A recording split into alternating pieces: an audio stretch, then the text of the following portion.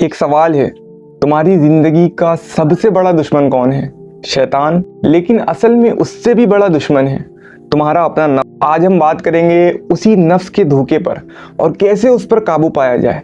देखो दोस्तों, अल्लाह ने इंसान के अंदर एक पावर रखी है, डिजायर्स की पावर। खाने का डिजायर्स, पावर का डिजायर्स, वेल्थ का डिजायर्स, लस्ट का डिजायर्स, ये सब नेचुरली रखा गया है।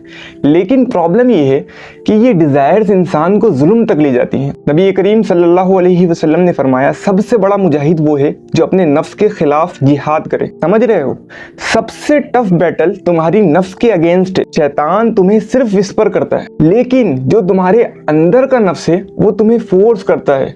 नफ्स हमेशा तुम्हें कहेगा एक और बार जो है गुनाह कर ले, एक और जो है सिन कर ले, बाद में तौबा कर लेना, नमाज तो क़यामत तक पढ़ सकता है तू, अभी रिलैक्स कर। और तुम्हें लगेगा कि ये तुम्हारा अपना डिसीजन है, लेकिन असल में ये तुम्हारा नफ्स तुम्हें धोखा दे रहा है। कुरान में अल्लाह ने फरमाया, इन्ना अन नफ्सा लअम्मारतुम बिस्सू, बेशक इंसान को हमेशा बुराई की तरफ खींचता है। उलमा ने नफ्स की 3 स्टेजेस समझाई। नफ्स अम्मारा, वो नफ्स जो बुराई पर मजबूर करता है, टेम्पटेशन देता है।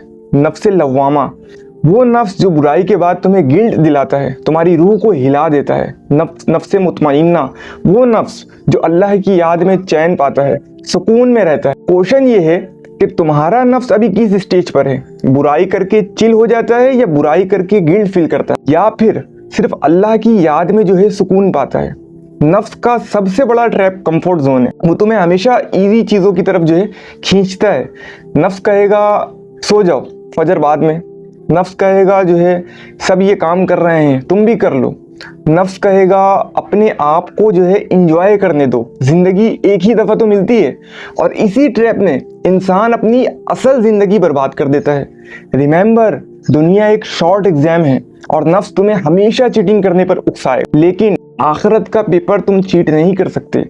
अब सवाल ये है, नफ्स को कंट्रोल कैसे करें? कुरान और सुन्ना हमें 3 टूल्स देते हैं। सब्र, पेशेंस। हर डिजायर्स को तुरंत जो है फुलफिल मत करो, डिले करो, रेसिस्ट करो। यही सब्र तुम्हें अंदर से स्ट्रॉन्ग बनाता है। नमाज एक ट्रेनिंग है। रोज 5 दफा अल्लाह के सामने खड़े होकर तुम अपने नफ्स को डिसिप्लिन कर सकते हो। जो बंदा नमाज में अपने नफ्स को कंट्रोल नहीं करता, वो लाइफ में भी नहीं कर पाता। अगर तुम्हें लगता है कि तुम जो है अपने नफ्स पर अकेले कंट्रोल कर लोगे, इम्पॉसिबल। तुम्हें अच्छी सोहबत चाहिए, राइटियस लोग चाहिए जो तुम्हें इंस्पायर करें और तुम्हारा नफ्स जो है डिसिप्लिन में रहे। लोग कहते हैं फ्रीडम का मतलब है अपनी मर्जी करना, लेकिन असल फ्रीडम क्या है? To be free from your own नफ्स। जब तुम्हें टेम्पटेशन आए और तुम कह दो no, I choose Allah over this, यही असल इंडिपेंडेंस है, यही असल जो है ब्रेवरी है। अल्लाह ने कुरान में कहा, जो बंदा अपने रब के सामने खड़े होने का डर जो है रखे और अपने नफ्स को डिजायर से रोके, उसका ठिकाना जो है जन्नत है। दोस्तों, असल जिहाद ना बैटलफील्ड में है, ना पॉलिटिक्स में। असल जिहाद तुम्हारे अंदर है, और जो अपने नफ्स को कंट्रोल कर लेता है वो दुनिया का सबसे पावरफुल बंदा है। सोचो, एक बंदा अपने नफ्स के पीछे चलता है थोड़ी सी प्लेजर के लिए, आखिरत को जो है कुर्बान कर देता है।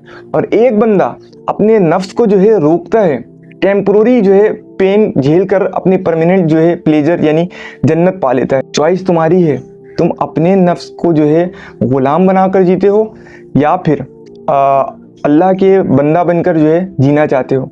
यकीन करो, सबसे बड़ा सुकून उसी में है कि इंसान अपने नफ्स को अल्लाह के हुक्म के नीचे रख ले, और यही जो है असल सक्सेस है।